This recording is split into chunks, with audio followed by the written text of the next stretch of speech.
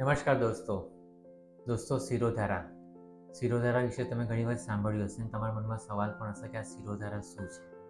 શિરોધારા એ આયુર્વેદની એક આગવી ચિકિત્સા પદ્ધતિ છે. શિરોધારા નામમાં જ બતાવે છે કે માથા પર ધારા કરવામાં આવે છે, શિર ઉપર ધારા કરવામાં આવે છે. માથા ઉપર જ્યારે તમે કોઈ ઉકાળાની, છાશની, ઘીની, દૂધની કે તેલની ધારા કરો છો તો જે તે દવાની આધારે એની ઇફેક્ટ થાય છે અને માથાના રોગમાં સારું થાય છે. અને બેઝિકલી જોવા મળે તો શિરોધારાથી માથાની તકલીફ દૂર થાય, મતલબ વાળ ખરતા હોય તો અટકે છે, માથામાં ખોડો થયો હોય તો સારું થાય છે. એ ઉપરાંત એની મગજ પર પોઝિટિવ અસર થાય, મતલબ જ્યારે ટેન્શન, ડિપ્રેશન હોય છે, માથામાં ચિંતા હોય છે, રાત્રે ઊંઘ ના આવતી હોય, બહુ વિચારવાયું બધું રહેતું હોય તો એ મન પણ શાંત થાય છે.